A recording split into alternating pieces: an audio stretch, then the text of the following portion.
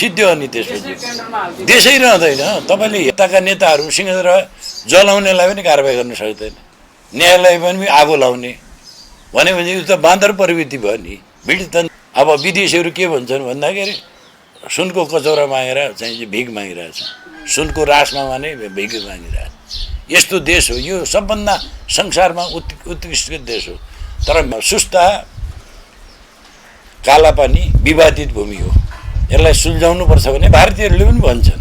तर त्यो मुद्दाहरू नसुल्झँदै गतिविधिहरू उहाँहरूले चाहिँ जो गरे त्यो अन्याय हो। त्यो चाइनिजहरू त भोलि बिहान आइपुग्छन्, 2 घन्टामा यहाँ पुग्छन्। यहाँबाटहरूले यहाँ भोलि न्यु खोज्यो भने चाइना पनि त चुप लागेर बस्दैन नि। उसले नेपालमाथि अमेरिकन जुन सुरक्षा पोलिसी हो त्यसको अम्ब्रेलामा बस्नुभयो नि। मिडल इस्टमा कुरा गर्नु न, अहिले मिडल इस्टमा अब 26-27 ठाउँमा उहाँहरूले राख्नु भएको छ मिडल इस्टमा। अब त्यो मिडल इस्टमा 27 ठाउँमा अहिले के अरे वार भइरहेछ। त्यहाँ हस्तक्षेपको एउटा नमुना हो यो। जस्तै एमसिसी पास गरिसकेपछि त्यो तपाईँको एचपिपी लागू गर्ने भनेर एमसिसी पास गर्दाखेरि नि तपाईँको त्यहाँ ठुलो एउटा संसदमै ठुलो हङ्गामा भएको थियो। आम नेपाली जनताले यो गर्नु हुँदैन, अब प्रोजेक्ट चेन्ज लगानी गर्दाखेरि अर्थ मन्त्रालय थ्रुबाट एमसिसी लागू गरे भइहाल्थ्यो नि। यत्रो राष्ट्रिय स्तरमा पास गर्नुपर्ने कुनै जरुरी थिएन। यो त सम्पूर्णलाई स्वागत छ। आज हामीसँग एकदमै महत्त्वपूर्ण व्यक्तित्व हुनुहुन्छ, पूर्व सहाय आयोगको सदस्य पनि हुनुहुन्छ भने त्यसै गरी नेपालमा भ्रष्टाचार विरुद्धको राष्ट्रिय जनआन्दोलनको संस्थापक संयोजक पनि हुनुहुन्छ प्रेमबहादुर खाती छ। सर स्वागत छ हजुरलाई। आरामै हुनुहुन्छ? एकदम आराम छ। अहिले पछिल्लो समय चर्चाको विषय बनिरहेको छ एसपिपीको विषयमा चाहिँ यसले पास गर्छ कि खारिज गर्छ कि। पहिला हुन त देउवा सरकारले चाहिँ यो खारिज गरिसकेको अवस्था पनि हो होइन, त्यसलाई चाहिँ अहिले कार्यान्वयन नल्याउने, त्यसलाई चाहिँ नेपालमा लागू नगर्ने भनेर निर्णय गरिसकेको अवस्था पनि हो। तर किन चर्चाको विषय बनिरहेको छ अहिले? होइन, यो त उनीहरूले वैदेशिक हस्तक्षेपको एउटा नमुना हो यो। जस्तै एमसिसी पास गरिसकेपछि त्यो तपाईँको एचपिपी लागू गर्ने भनेर एमसिसी पास गर्दाखेरि नि तपाईँको त्यहाँ ठुलो एउटा संसदमै ठुलो हङ्गामा भएको थियो। आम नेपाली जनताले यो गर्नु हुँदैन, अब प्रोजेक्ट चेन्ज लगानी गर्दाखेरि अर्थ मन्त्रालय थ्रुबाट एमसिसी लागू गरे भइहाल्थ्यो नि। यत्रो राष्ट्रिय स्तरमा पास गर्नुपर्ने कुनै जरुरी थिएन। एड त विभिन्न सरकारले दिएको छ नि त, हामीले संसद भवनबाटै पास गर्नुपर्ने कुरो त केही थिएन। एउटा 55 अरबको लागि तपाईँको पुरै संसद भवन नै हल्लिने गरेर त्यो पास गर्नुपर्ने जरुरी थिएन। त्यहीँ नै मिस्टेक भएको हो, त्यो गर्नु हुँदैन थियो। त्यो गरिहाल्नु भयो। अब त्यो के भन्दाखेरि डिफेन्स अमेरिकन सरकारको डिफेन्ससँग यो जोडिएको छ यो एसपिपी। अब यो एसपिपी पास गर्यो भने देश द्वन्द्वमा फस्छ। हेर्नुहोस्, किनभने यहाँ सुन, हामी असलमा परराष्ट्र नीति अवलम्बन गर्छौँ। हाम्रो नीति परराष्ट्र नीति भने असलमा परराष्ट्र नीति जसले लिएको देशले कसरी चाहिँ एसपिपी पास गर्न सक्छ? एकतिर असलमा परराष्ट्र नीति भन्ने, अर्कोतिर कुनै चाहिँ जो सैनिक उसमा आबद्धता हुनु भएन नि। त्यो त कन्ट्रोभर्सियल यो सैनिक रणनीति हो। एसपी होइन, नाम तपाईँ जेसुकै दिनुहोस् हो। नै त्यो सैनिक त्यो एसपिपी भनेको उहाँहरूले नामाकरण जेसुकै गरे पनि सैनिकहरू भित्रिने हो। हामीले हाम्रो देश कहिल्यै पनि पराधीन भएन। हामी कसैको उसमा चाहिँ जो कुनै आर्मीसँग संलग्नता भएन, हामी कसैको चाहिँ गुलामी पनि भएन। यही संसारमा 10वटा देशमध्ये नेपाल एउटा हो जहाँ स्वतन्त्र रूपमा चाहिँ यो रहेको। अङ्ग्रेजहरूले पनि त्यसलाई यहाँको सार्वभौमता, यहाँको अखण्डता, भौगोलिक स्वीकार गरेको देश हो भने अहिले आएर एसपिपीमा चाहिँ जो के अरे पास गर्नुपर्ने कुनै जरुरी छैन। तपाईँले एसपिपी पास गर्नुभयो भने तपाईँ अमेरिकन जुन सुरक्षा पोलिसी हो त्यसको अम्ब्रेलामा बस्नुभयो नि भने तपाईँ अर्सलन परराष्ट्र हो, देशको सेना आउँछ। आउँछ नै होइन, आउँछ नि। होइन, तपाईँ मिडल इस्टमा कुरा गर्नु न। अहिले मिडल इस्टमा अब 26-27 ठाउँमा उहाँहरूले राख्नु भएको छ मिडल इस्टमा। अब त्यो मिडल इस्टमा 27 ठाउँमा अहिले के अरे वार भइरहेछ, त्यहाँ बेस क्याम्पमा हानिरहेछन् भने इरानीहरूले भने भोलि यो नहोला सक्दैन। किनभने हाम्रो छिमेकी देश भारत, हाम्रो छिमेकी देश चाइनाको बिचमा सानो देश जो एकदम स्वतन्त्र सार्वभौम देश आज आएर तपाईँको कुनै विदेशीको यहाँ परेड खेल्ने बनाउनु भयो भने उहाँहरू पनि त चुप लाग्नुहुन्न नि। हामी द्वन्द्वमा फस्छौँ नि, हामी द्वन्द्वमा फस्छौँ। त्यसैले गर्दाखेरि अब यो कुराहरू राम्रो हुँदैन भन्दाखेरि असंलग्न परराष्ट्र नीतिको विरुद्धमा हो। यो राष्ट्रिय पोलिसी हाम्रो असंलग्न परराष्ट्र नीति, हामी कुनै सैनिकसँग एफिलिएसन भयो जोडियौँ भने त अथवा साझेदारी गऱ्यौँ भने त हामी स्वतः चाहिँ यो संलग्न भयौँ नि त। त्यसैले यी सैनिक गतिविधिमा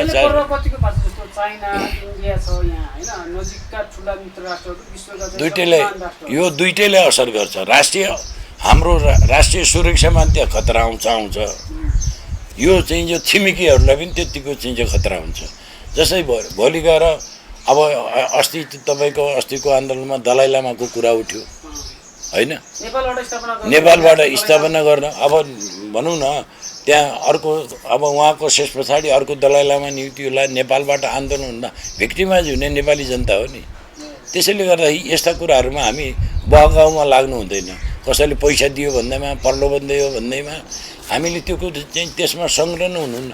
किनभने चाइनिजहरू त भोलि बिहान आइपुग्छन्, 2 घन्टामा यहाँ पुग्छन्। यहाँबाट फर इक्जाम्पल हामीले माथि भोलि अरूले नगर्ला अरे, नेपालीले त के छ र हामीसँग हात हतियार। तब यहाँबाट चाहिँ जो चाहिँ यो एसपिपी मान्छेले अमेरिकनहरूले यहाँ भोलि न्यु खोज्यो भने चाइना पनि त चुप लागेर बस्दैन नि। उसले नेपालमाथि आक्रमण गर्छ, मर्नेको क्षति हुनेको नेपाली जनता, नेपालको साथ। अनि त्यसै भारतमा भोलि भारत सिक्किमका कुरा, भारतमा कुराहरू उठ्यो भने भारतमा भोलि यहाँबाट हान्यो भने हाम्रो मित्र राष्ट्र भारत पनि चिडाउँछ। त्यसैले हामीले न्युट्रल नै रहने हो, असंलग्न नै रहने हो। मित्रता दुईटै देशसँग, अमेरिकनसँग पनि हाम्रो मित्रता कायम गर्ने, सम्पूर्ण के अरे भारतसँग चीनसँग राम्रो एउटा मित्रता कायम गरेर अगाडि बढ्यौँ भने हामी बचौँ। नभए भोलि उहाँहरूको चाहिँ जो द्वन्द्वले गर्दाखेरि तपाईँ अरू देशबिच बालेन्द्र शाहको सरकार पछिल्लो समय चाहिँ प्रो अमेरिका भएको जस्तो हो कि अहिले नजिकका राष्ट्रहरूलाई चिराउने काम भइरहेको हो कि के हो? नै बालेनको टेस्ट हुने बाँकी छ। जस्तै गतिविधि कस्तो देखिरहेको? नै गतिविधि भन्दाखेरि मान्छेले सबै पुरो अमेरिकन सरकार यसरी अब 12 फाउन्डेसन, अमेरिकन युथ काउन्सिलहरूले यो चाहिँ सहयोग गरेको भनिरहेछन्। त्यो उहाँहरूले जस्तै सुदन गुरुङले हामी उहाँबाट प्रशिक्षित छु भनेर पनि गृहमन्त्रीले भन्नुभएको छ। तर त्यसको एक्टिभिटी अहिले देखिएको छैन। अब उति बेला आन्दोलनको बेला गर्यो होला होइन, गर्यो भनेर उहाँहरूले प्रत्यक्ष गरेका छन्। तर अब एक्टिभिटी जस्तै भारतसँगको सम्बन्धमा हामीले कालापानी लिपुलेकको कुरा उठिरहेछ। त्यहाँ एउटा त्रिपक्षीय बिन्दु भनेर चाइना र भारतले चाहिँ भन्ने त 2015मा चाहिँ मोदी गएर चाइनालाई के भने यो त हाम्रो ट्रेड रुट बनाउनु पर्यो भने दुईटा देशले एग्रिमेन्ट गरेछ। त्रिपक्षीय भनेपछि 3टा देश संलग्न हुनुपर्नेमा लिपुलेकमा उहाँहरूले गराउनु भएको छैन। ठुलो देश भएको नाताले सानो देशलाई पेल्ने प्रवृत्ति उहाँहरूले अँगाल्नु भएको छ अहिले। जस्तै बाटो बनाउन् तर त्यसको रोयल्टी, त्यसको स्वामित्व नेपालीले भन्नु पर्यो, हाम्रो उयोबाट गएको न हो। मान्नुहोस् उहाँहरूको 80 को प्रतिवेदन छ, 80मा जोइन्ट भेन्चर बोर्डर डिस्प्युट गर्ने भनेको छ। एउटा आयोग छ जोइन्ट उसमा, बुझ्नुभयो नि, भारत र नेपालको। त्यसमा पनि के भनेको छ भने सुस्ता कालापानी विवादित भूमि हो, यसलाई सुल्झाउनुपर्छ भने भारतीयहरूले पनि भन्छन्। तर त्यो मुद्दाहरू नसुल्झँदै गतिविधिहरू उहाँहरूले चाहिँ जो गरे त्यो अन्याय हो। त्यो चाइनिजहरूले पनि बुझ्नुपर्छ, भारतले पनि। या त नेपाल सरकारलाई पनि राखेर यो तपाईँहरूको भूमि हो, हामीलाई चाहिँ हामी व्यापार गर्छु भन्यो भने नेपाललाई रोयल्टी बुझाउनु पऱ्यो नि। त्यो त स्पष्ट छ। चाइनिजहरूले पनि लिपुलेक लिपियातुरा नेपालको हो भनिरहेछन्, कालापानीको कुरा उठिरहेछ। भन्छ चाइनाले तर सम्झौता गर्दा त्यो चाहिँ गलत हो, त्यो कुरा गलत हो। त्यो प्रकाश शरण महतका चाइनिज प्रोफेसर र मैले त्यहाँ फर्ममा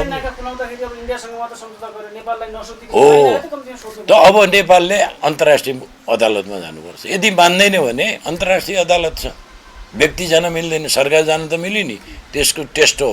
अब बालेनको टेस्ट त्यहाँ हुन्छ। सुस्ताको कुराहरू, कालापानी, तपाईँको लिपुलेक, लिपिया धुराका जुन इस्युहरू छन् त्यो उठाउनु पऱ्यो उहाँले। अब उठाउँदा त्यो पनि चुप लाग्छ भने त्यो पनि त उही ड्याङको मुला रहेछ नि त भन्ने बुझिन्छ। जस्तै एसपिपीको कुरा उठ्नु, एसपिपी पास गर भन्छ, उसले भन्छ नि त। नै बालेनले नगर्ने भने अब त्यसको एक्टिभिटी हेर्नु पनि संसदमा त्यो त विधेयकको रूपमा आउँछ नि त। अब अथवा पास गर्ने भनेर आउँछ। अब होइन, पास हुनु हुँदैन र पास हुनु, राष्ट्रघाती एकतिर हुन्छ, राष्ट्रवादी एकतिर हुन्छ। अब किताको चाहे कम्युनिस्ट होस्, चाहे काङ्ग्रेस होस्, चाहे माओवादी होस्, देशप्रति माया गर्ने त त्यो चाहिँ जो यसमा लाग्नु हुँदैन। किनभने त्यसले दीर्घकालीन ठुलो असर गर्छ नेपाललाई। हुँदा त हामीलाई भोलि फाइदा होला, तर चाहिँ जो देश बेचेर, सार्वभौमिकता बेचेर, हाम्रो स्वतन्त्रता बेचेर विकास भएको हामीले आफैले गर्न सक्छौँ। यस्तो पनि होला त्यस्तो अहिलेको सरकारले अलि अमेरिकासँग नजिक भएको कारणले चाहिँ छिमेकीहरूको यो गतिविधि जो छ नि, हेपा प्रवृत्ति, यो प्रवृत्तिका चाहिँ विरुद्धमा चाहिँ चाइनासँग अथवा अमेरिकासँग नजिक हुनु खोजेका त्यो पनि एउटा होइन। अहिले विश्व ध्रुवीकरण भएको छ। अहिले विश्व कोही रसासँग एट्याच छन्, हेर्नुहोस्, कोही चाहिँ तपाईँको कुनै न कुनै सुपर पावरसँग प्रत्यक्ष अप्रत्यक्ष रूपमा एट्याच छन्। कसैको बातको रूपमा, होइन, एउटा आइडियोलोजीको रूपमा, कोही चाहिँ तपाईँको विकासको नाममा, कोही अब लेनदेनको रूपमा, विभिन्न रूपमा, व्यापारको रूपमा चाहिँ एफिलिएसन छन् नै। अहिले ध्रुवीकरण भइरहेछ विश्व। अब देशको भलाइको लागि को कसैसँग बोल्दैमा, एग्रिमेन्ट गर्दैमा हुँदैन। अब एक्टिभिटीले देखिन्छ। अब बालेनको 100 दिन हेरौँ, अहिले विरोध गरिहाल्नु पनि हुँदैन। अनि 100 दिन पछाडि 6 महिना नेपालीहरू कुर्ने भनेको 6 महिना हो। 6 महिना पछाडि धुमधाम विरोध हुन्छ। किनभने जनजीविकाका सवालमा उहाँहरूले चाहिँ जो सम्बोधन गर्नु पऱ्यो नि, पेट्रोलको हाहाकार छ, डिजेलको महँगीले हेर्नुहोस् आकाश छुइसकेको छ। अब यी बेरोजगारहरू साफ अब खाडी यहाँ कम्तीमा पनि रेमिटेन्सको आधारमा आएको थियो पैसा, त्यो पैसा पनि अब नआउने भयो। खाडीमा जम्मै अब खाडीबाट सब फिर्ता हुने भयो। अब उहाँले एउटा कुरो के भने सडकमा बसेको सुकुम्बासीलाई डोजर लाउनु भयो, तर त्यसलाई काम दिने कुराहरू गर्नु भएन। अब काम दिने ठाउँमा आउनु भयो नि। अब हिजो टहरा जसका भत्काएको थिए, जसले बेरोजगार बनाएको थियो, त्यसलाई काम दिनु पऱ्यो उहाँहरूले। त्यो गफ दिएर त हुँदैन नि। त्यसैले गर्दाखेरि राज्य सत्ता चलाउनु भनेको त्यति इजी कुरा पनि होइन। त्यो जान्यो भने इजी हो। हाम्रो जनसङ्ख्या त 3 करोड मात्र छ नि। 3 करोडमा 1 करोड त विदेश पलायन भएको छ करिब। अब 2 करोड जनतालाई पनि पाल्न सक्दैन भने के काम? बुझ्नुभयो नि? व्यवस्थित हो, म्यानेजमेन्ट, गुड म्यानेजमेन्ट यहाँ सब छ। संसारको सबभन्दा धनी देश हो यो। अब विदेशीहरू के भन्छन् भन्दाखेरि सुनको कचौरा मागेर चाहिँ भिख मागिरहेछ, सुनको रासमा माने भिख मागिरहेछ। यस्तो देश हो यो, सबभन्दा संसारमा उत्कृष्ट देश हो। तर म्यानेजमेन्ट भएन, म्यानेजमेन्ट राम्रो हुनु पऱ्यो। मेरो भनाइ त्यो भ्रष्टाचार त निष्पक्ष छानबिन हुनु पऱ्यो। मसँग फाइलहरू सब हेर्नु माथि, भ्रष्टाचारका पुरा पुराना रेकर्डहरू मसँग कुरो बुझ्नुभयो नि। म चाहिँ यो सहयोग गर्न सक्छु जुनसुकैले। म कुनै पूर्वाई, यो माओवादी, यो काङ्ग्रेस, यो माले, हामीले कहिले पनि त्यस्तो सोच्नै हुँदैन। त्यो बाटो उठेर देशलाई प्रमुख मान्नु पऱ्यो। देशको माटो छन् जस्तो तपाईँले अघि अमेरिकन युथ काउन्सिलको कुरा गर्नुभयो होइन। अहिले पछिल्लो समय चाइनाले पनि चाइनिज युथ काउन्सिल खोल्ने भनेर हो नि, कपी हुन्छ नि, कपी हुन्छ। यसले चाहिँ कतिको के प्रभाव पार्छ नेपालको स्वाधीनतामाथि? हरेक देशले, सुपर पावरले त्यो गर्छ नै। अब उसले राष्ट्र विरोधी हाम्रो आन्तरिक मामलामा हस्तक्षेप गरेको हो भने हामीले त्यसलाई चाहिँ निकाल्नु पऱ्यो। बार फाउन्डेसन पनि क्यान्सल गर्नु पऱ्यो र त्यस्ता किसिमको गतिविधि हुनु दिनु भएन। अब उहाँहरूले त्यो गर्यो, भारतले भोलि खोल्छ, त्यस्तै अरू देशले आएर खोल्लान्।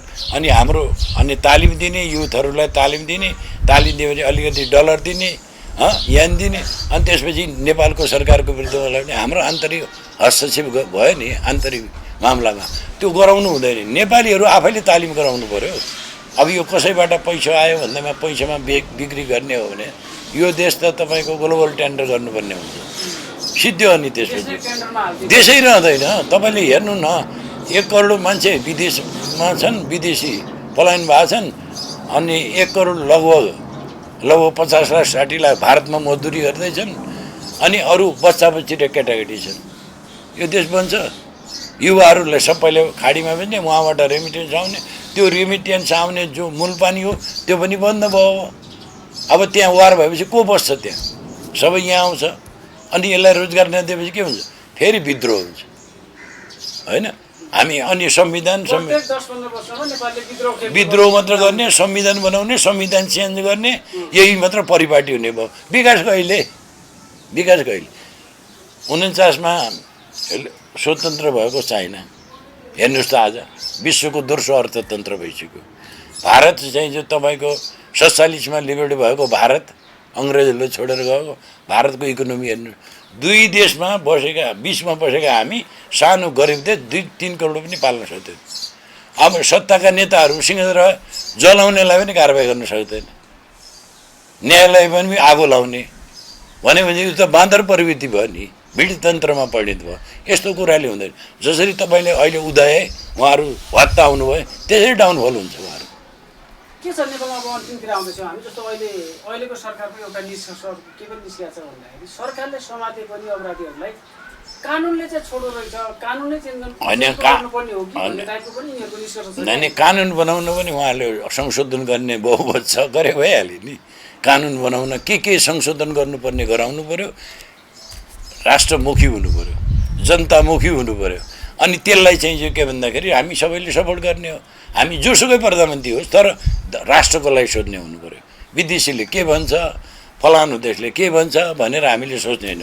नेपाली जनताले के भन्छ, नेपाल घर घरमा चाहिँ जो तपाईँको आवश्यकताहरू, गाउँ गाउँमा सेल्फ रिलायन्स आत्मनिर्भर अर्थतन्त्र निकाल्नु पर्यो। अब तपाईँको 7 बिघा क्षेत्रमा 7वटा चाहिँ उद्योग खोल्नु पर्यो होइन? मजदुरहरू चाहिँ जो त्यसपछि रोजीरोटीका कुराहरू समाधान हुन्छन्। तपाईँको भयभरका एसेम्बल्ड उद्योग खोलेर त भएन। चाइनाबाट सामान आउँछ, भारतबाट यो उत्पादन के छ? हामी आज यत्रो प्रजातन्त्र आएको, गणतन्त्र आयो, तपाईँको जिते तन्त्र आए, जनताहरूलाई के राहत आयो त? हामी त उयौँ नेपालीहरू, जनताले के पाए त? केही पनि पाएको छैन।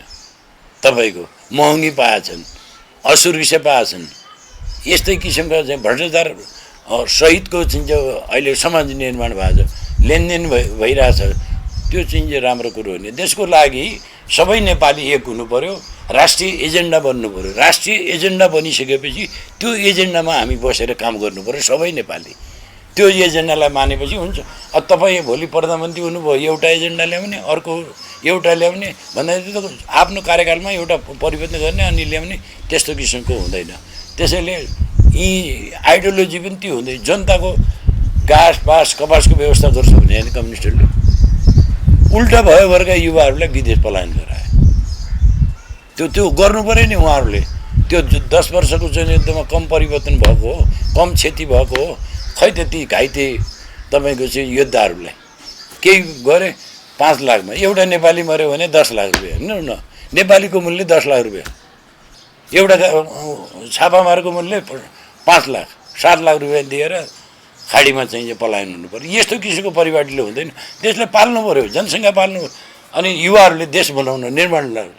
जुन देशको युवा शक्ति तपाईँको लाग्दैन, देश निर्माणमा लाग्दैन, त्यो देशै बन्दैन। कुरो बुझ्नु, युवा शक्तिलाई मजदुर बनाउने, खाडीमा पठाउने, अनि आफू यहाँ शासन गरेर हुन्छ। सबै परिचालन हुनु पर्यो, सबै हामी नेपाली परिचालन हुने। विदिन 10 इयरभित्र स्वर्ग हुन्छ। हाम्रो प्रवृत्ति राम्रो हुनु पर्यो। देश मेरो देश हो, मैले बनाउनुपर्छ भन्ने भावना जागिर्दैन। फलाना देशले यति पैसा दिन्छ, फलाना देशले यति अनुमानित बजेट अर्का भरमा चलेर हुन्छ। हामी स्वाभिमानी नै। त्यसैले गर्दाखेरि देश बन्नको लागि त सेक्रिफाइस गर्नु पर्यो। अनि यी नेताहरूले पनि त बाटो खने हुन्छ नि त। हामी सबैले बाटो खन्यो भने त 500 मिटर बाटो त खन्थ्यौँ होला नि। हामी 50,000 मान्छे हो भने होइन, बन्छ नि देश। तर त्यस्तो किसिमको फिलिङै छैन। अहिले हर्कले अहिले यो अभियान चलाएको छ होइन। त्यो एउटा पोजिटिभ कुरा हो। राष्ट्रको माटोप्रति आफै नेता गरेर राम्रो कुरो हो। त्यो चाहिँ उसले गरेको छ छैन भन्ने कुरा अब त्यो खोतल्नुपर्छ, उसको बारेमा नै मुद्दा परेका छन् रे अख्तियारमा भन्दा सुनेको थिएँ। तर हर्कले चाहिँ के भने आफै गर्नुपर्छ भन्ने एउटा फिलिङ चाहिँ जग्गा छ। हस्, समय दिनुभयो सर, हजुरलाई धेरै धेरै धन्यवाद। मेरा दुईवटा शब्द तपाईँको चाहिँ मिडिया मार्फत राख्ने मौका दिनुभयो, त्यसको लागि मुरी धन्यवाद। तपाईँको चाहिँ जुन यो के अरे मिडिया राम्रो प्रगति होस्, उत्तर होस्, समाजका विकृति विसङ्गतिको बारेमा लड्दै जानु होला भन्ने म यही शुभकामना दिन चाहन्छु। धन्यवाद।